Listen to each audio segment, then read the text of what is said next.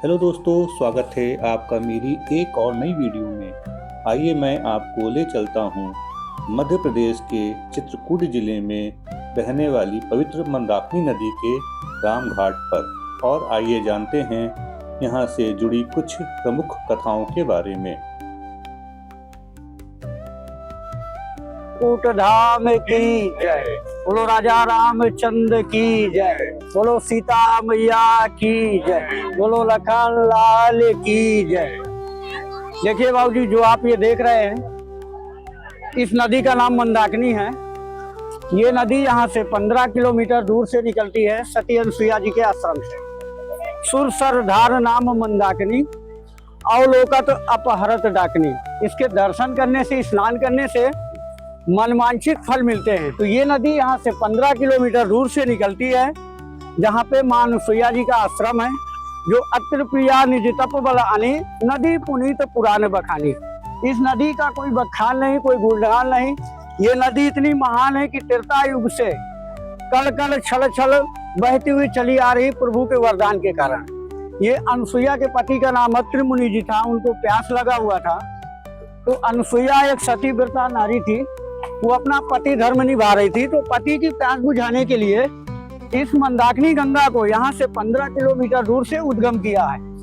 ये नदी सती अनुसुईया में निकलकर यहाँ से 42 किलोमीटर दूर राजापुर की ओर जाती है, जहाँ गोस्वामी तुलसीदास जी का जन्म हुआ और रामचरितमानस का गठन हुआ। सब ये नदी वहां से निकलती है। वहां से निकलने के बाद जमुना नदी में मिल जाती है, मंद बहती है, मंदाकिनी के नाम से सर जानी जाती है। और यहाँ पर जो भी आप स्टेट देख रहे हैं, इधर का सर स्टेट मध्य प्रदेश का और इधर का सर स्टेट उत्तर प्रदेश का। और ये जो बाजू वाला घाट है सर, इस घाट का नाम बोलते हैं राघव प्रयाग घाट।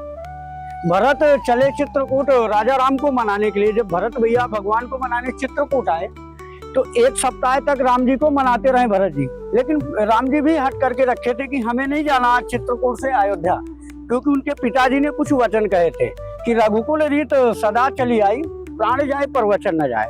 मैं अपने पिता के कर्तव्यों का पालन करूंगा, जब तक मेरा वनवास नहीं पूरा हो जाएगा मैं चित्रकूट से अयोध्या नहीं जाऊंगा। तभी भरत जी कहने लगे कि भैया अगर आप नहीं जा रहे हैं तो आप अपनी पादुका मुझे दे दीजिए। तभी राम कहने लगे कि पादुका आप हमारी करेंगे क्या। तो भरत पादुका को सिर पर रखकर अयोध्या ले जाते हैं और अयोध्या में नित्य रोज पूजा पाठ करते हैं और अयोध्या की सिंहासन पर रखते हैं। और स्वयं 11.5 साल एक सन्यासी के भेष में नंदीग्राम में रहने लगते थे। और इसी घाट पर दशरथ जी का पिंडदान भगवान राम ने किया था, बालू का कुछ बनाकर। तो ये घाट पड़ता है राघव प्रयाग घाट। और सीता जी ने गया पे किया था पिंडदान भगवान का। इस घाट का नाम है राघव प्रयाग घाट। यहीं पे दशरथ जी का पिंडदान भगवान ने बालू का कुछ बनाकर किया था, तो ये राघव प्रयाग घाट बोला जाता है। इसके बाद सर जिसके सामने आप देखेंगे भरत घाट है। जब भरत चले चित्रकूट राजा राम को मनाने के लिए, तो भरत जी हाथी घोड़ा सेना सहित आए थे भगवान को मनाने चित्रकूट। तो यहीं पे थोड़ा सा विश्राम किए थे और स्नान किए थे भरत जी। तो घाट का नाम पड़ता है सर भरत घाट। आप सामने गौर कीजिए, इस घाट का नाम राम घाट है। इस घाट का नाम राम घाट है। ये पूरा क्षेत्र 1 किलोमीटर के अंतर्गत आता है। इस घाट पर बताते हैं कि राजा रामचंद्र जी ने वनवास काल पर इसी नदी पर स्नान किया था। और तुलसीदास जी भगवान राम की भक्ति में लीन थे। गोस्वामी तुलसीदास जी को भगवान का दर्शन नहीं हो पाता था, तो तुलसीदास जी अयोध्या गए, वाराणसी गए, प्रयाग गए, ऐसी अन्य कई तीर्थ स्थल में तुलसीदास जी गए। लेकिन गोस्वामी तुलसीदास जी को भगवान राम का दर्शन नहीं हुआ। केवल दर्शन तुलसीदास जी को राम घाट पर मंदाकिनी नदी के किनारे हनुमान जी के माध्यम से हुआ। हनुमान जी ने तुलसीदास जी को एक दोहा बोला था ज्ञात करने के लिए। जो दोहा बोलते हैं, चित्रकूट के घाट पर भई संतन की भीड़, तुलसीदास चंदन की सह तिलक लेत रघुवीर। तभी गोस्वामी तुलसीदास जी को याद हुआ कि भगवान राम का मुझे दर्शन पाना है, हनुमान जी ने हमसे कुछ कहा था। तो तुलसीदास जी दोबारा चंदन की से यहाँ बैठे थे। भगवान यहाँ स्नान किए। स्नान करने के बाद तुलसीदास जी का भगवान राम को दर्शन इसी जगह पर मिला।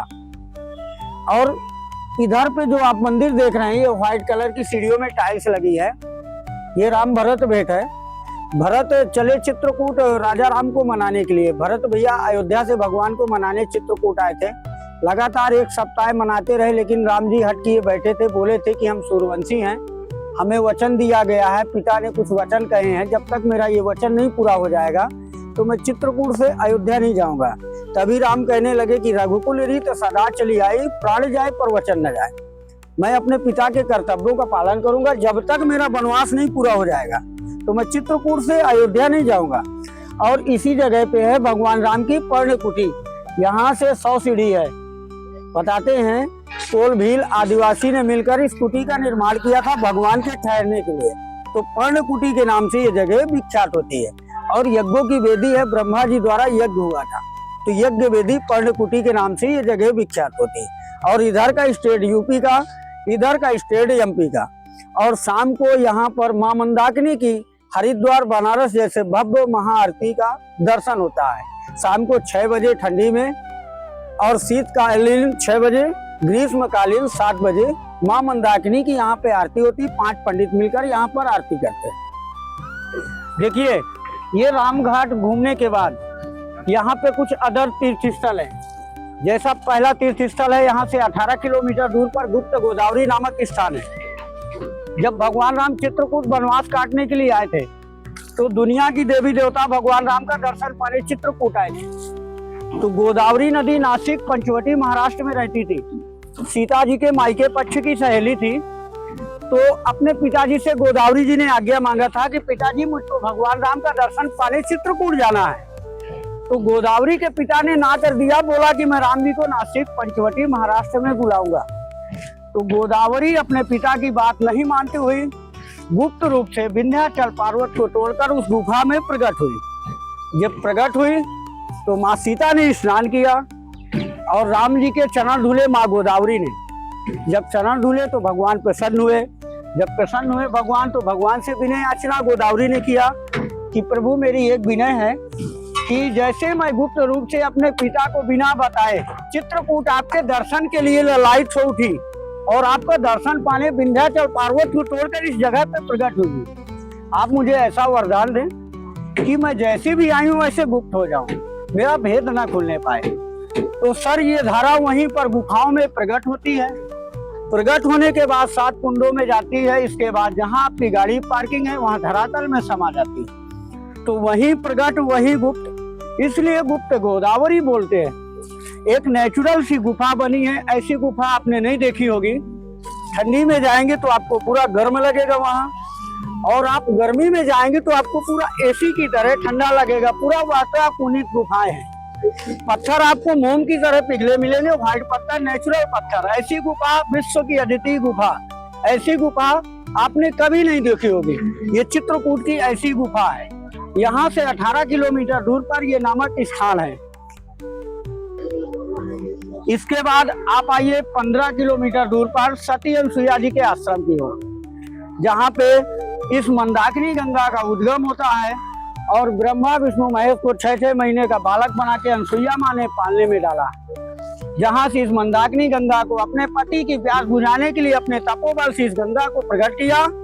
ये गंगा 15 किलोमीटर दूर सती अनसुईया जी के आश्रम से निकलती है, फिर 42 किलोमीटर दूर राजापुर जमुना नदी में मिल जाती है। इसके बाद आप आ जाइए 3 किलोमीटर दूर रामघाट की ओर। पंचमुखी हनुमान बैठा है और सीता रसोई है। बताते कि हनुमान जी लंका दहन करके आए थे तो उनकी तपन नहीं बुझ रही थी, तो एक ऊंची पहाड़ी पे बैठ गए थे। जब ऊंची पहाड़ी पे बैठ गए थे तो उन्होंने अपने तपोबल से एक धारा प्रकट की थी। वो धारा आज भी उनकी शरीर पर गिरती है, तभी उनको आत्मा की शांति प्रदान होती है। पंचमुखी हनुमान बैठा है और सीता रसोई है, जहाँ माँ सीता जी ने कुछ दिन खाना बनाया था। इसके बाद 2 किलोमीटर दूर पर आ जाइए आप कामतगिरी की ओर। कामतगिरी भाई राम प्रसादा अवलोकत अपहरत विषादा, इनके दर्शन करने से मनवांछित फल मिलते हैं। क्योंकि राजा रामचंद्र जी ने वनवास काल पर एक पत्थर की शिला को रखकर पूजा किया था और सापत पत्नी मिलकर 5 कोस की परिक्रमा किया था कामनाओं की पूर्ति के लिए। चित्रकूट ये कामतगिरी की भूमि है। भगवान केवल 14.5 वर्ष में 11.5 साल चित्रकूट वनवास किया है। लेकिन भगवान राम के आने से पहले कामदगिरी ऑलरेडी चित्रकूट में यहाँ मौजूद थे। तो कभी भी दर्शनार्थी यहाँ चित्रकूट दर्शन के लिए आए तो राम घाट तो दर्शन करें ही करें, अदर भी जगह गए लेकिन कामदगिरी जी का दर्शन जरूर करें, क्योंकि ऐसी मान्यता है कि भगवान ने स्वयं परिक्रमा किया था और एक कामनाओं की पूर्ति के लिए। आप वहाँ जो भी जाएंगे दर्शन करेंगे, भगवान को जो भी आपकी श्रद्धा हो तो प्रसाद अर्पण करेंगे और जो भी आप मन से मांगेंगे भगवान आपकी मनोकामनाओं को पूर्ण करेंगे। तो दोस्तों, यह थी पवित्र मंदाकिनी नदी के राम घाट से जुड़ी कुछ प्रमुख कथाएं।